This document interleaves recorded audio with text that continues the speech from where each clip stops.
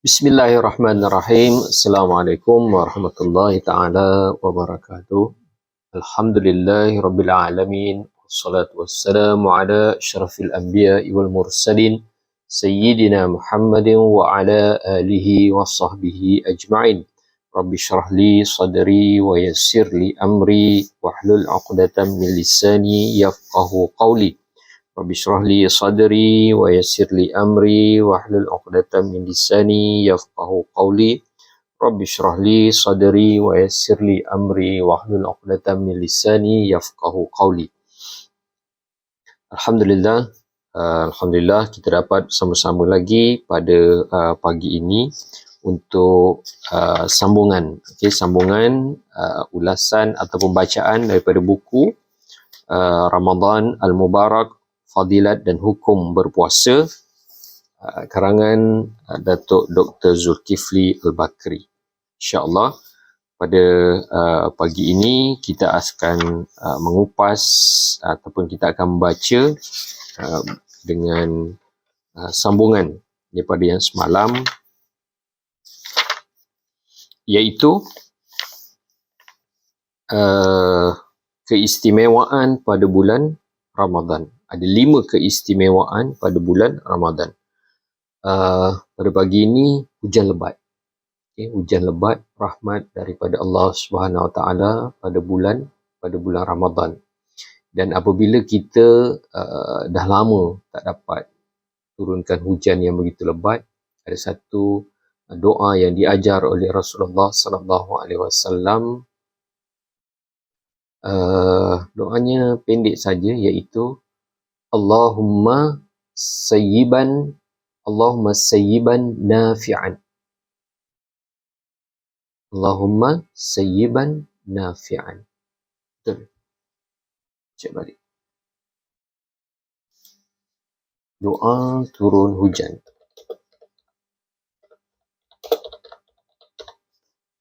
Lebat.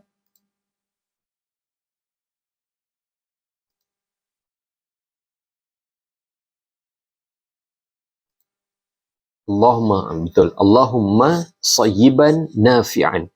Ya Allah, turunkanlah pada kami hujan yang bermanfaat. Itu bila hujan dah lama tak turun, dia turun, Allah turunkan. Itulah doa yang diajarkan oleh Rasulullah daripada hadis riwayat Bukhari nombor hadis 1032, iaitu Allahumma sayyiban nafi'an. Kemudian tapi doa yang tadilah, doa iaitu yang pertama sekali Allahumma sayyiban nafi'an. Okey. Kita masuk kepada 5 keistimewaan pada bulan Ramadan. Dari Abu Hurairah radhiyallahu anhu bahawa Rasulullah sallallahu alaihi wasallam bersabda, yang bermaksud umatku diberikan 5 perkara yang belum pernah diberikan kepada umat-umat terdahulu ketika Ramadan, iaitu yang pertama,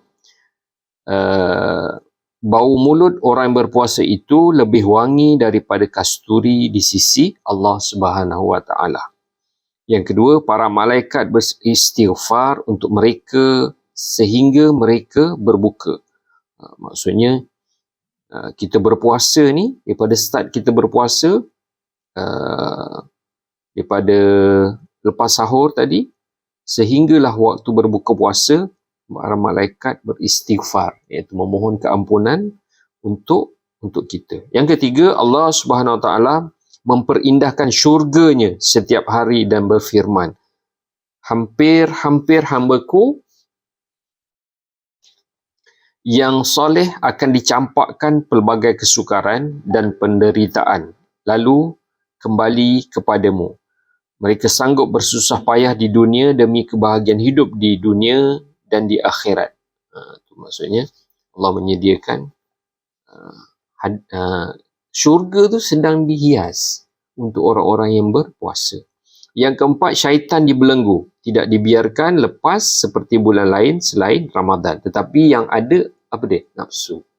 Syaitan tu memang dibelenggu, dirantai, tapi yang ada yang menyebabkan kadang-kadang kita rasa seolah-olah macam syaitan tu ada adalah nafsu kita. Nafsu kita. That's why puasa ni dia menjinakkan nafsu kita, kan? Kemudian yang kelima, mereka akan mendapat keampunan pada akhir malam, iaitu orang yang beramal akan disempurnakan pahala amalan mereka setelah selesai mengerjakannya. Mengenai anugerah kelima ini, ada sahabat yang bertanya kepada baginda, "Ya Rasulullah, apakah itu berlaku pada malam Lailatul Qadar?" Baginda menjawab, "Bukan. Tetapi pelaku kebaikan akan disempurnakan pahalanya seusai menyelesaikan amalannya." Okey. Nak sentuh sikit tentang yang kelima. Yang pertama tadi kita dah tahulah. Okay, bau kasturi untuk orang yang berpuasa. Yang kedua, Allah sedang menghias. Allah sedang menghias syurga untuk orang yang berpuasa. Kemudian malaikat beristighfar untuk kita sehingga waktu berbuka puasa. Sehingga waktu berbuka puasa. Yang keempat, syaitan dibelenggu. Dan yang kelima, yang ini yang nak disentuh, iaitu tentang qiyamul lail. Kan ada satu hadis Rasulullah, ada dua hadis Rasulullah, satu bercerita tentang Siyam, satu lagi bercerita tentang Qiyam. Man shama Ramadanan imanan wahtisaban ghufira lahu ma taqaddama min zambi. Barang siapa yang berpuasa pada bulan Ramadan, imanan dengan keimanan, wahtisaban dan penuh muhasabah diri kita, ghufira lahu diampunkan kepadanya ma taqaddam, iaitu dosa-dosa yang sebelum, ma taqaddama min zambi, diampunkan dosa-dosa yang sebelum daripada itu. Dan ada satu lagi hadis Rasulullah, dia kata man qama ramadanan, sama, cuma dia ubah daripada soma, man soma kepada man qama. Qama tu maksudnya bangun apa? Bangun malam. Bangun malam, iaitu tahajud lah. Dalam satu hadis Rasulullah yang diriwayatkan oleh Aisyah, apabila ditanya tentang tahajud Rasulullah, Aisyah berkata 2, 4, 6, 8, kemudian ditutup dengan 3, iaitu witir. 2, 1. Tetapi pada bulan Ramadan ni kita dah siap witir dah. Witir selepas kita tarawih, kita dah witir.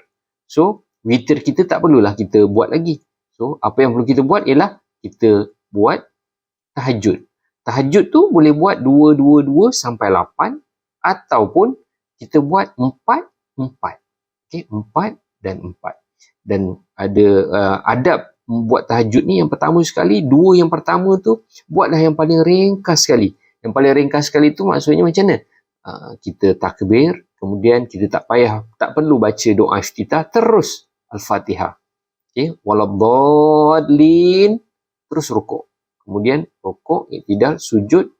Kemudian naik rakaat yang kedua pun sama juga. Baca Al-Fatihah, kemudian terus rukuk. Rukuk, sujud dan habiskan untuk 2 rakaat yang pertama. Rasulullah kata ini adalah yang paling ringan. Ringan ni apa? Untuk kita warming up. Untuk kita warming up. Pemanas badan. Kan kalau kita sukan pun kita ada pemanas badan. Sebenarnya nak tahajud pun ada pemanas badan, iaitu 2 rakaat yang pertama. Kemudian kita tambah lagi untuk rakaat-rakaat yang seterusnya, 2, 2, 2 buat 8. Yang itu kita bacalah apa yang sepatutnya kita baca. Dan bulan Ramadan ni paling bagus sekali kita letak Quran kat depan. Letak Quran kat depan, ataupun kalau kita menghafal surah-surah yang memang dah kita hafal, kita baca. Sebaik-baiknya 8. Kemudian kalau tak boleh juga, mengantuk sangat, letih, 2 pun Alhamdulillah. Kemudian selepas daripada tu, apa yang perlu kita buat? Kita istighfar. Sebelum daripada subuh, kita banyakkan istighfar. Astaghfirullah, astaghfirullah, astaghfirullah. Tak kira berapa banyak. Dan ada pula yang mengatakan, paling bagus sekali kita baca Quran sekurang-kurangnya biasanya 15 minit. Dalam 15 minit sebelum subuh tu, kita baca Quran. Itu adalah masa yang paling afdal sekali. Okey. So, itu 5 perkara yang Allah berikan keistimewaan pada bulan Ramadan. InsyaAllah, esok kita sambung lagi.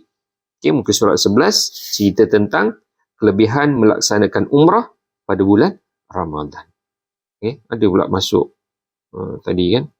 Masuk tentang, tak apalah, kita baca nanti apa yang ditulis oleh Datuk Dr. Zulkifli Al-Bakri. InsyaAllah, semoga ia bermanfaat kepada kita bersama, kepada Nis, kepada Abang dan kepada siapa yang menonton perkongsian lebih kurang dalam 10 minit ini. Okay, insyaAllah kita sudahi dengan tasbih kafarah dan surah Al-Asr.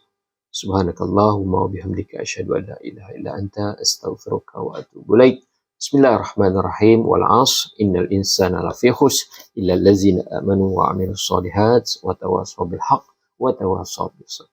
Assalamualaikum warahmatullahi taala.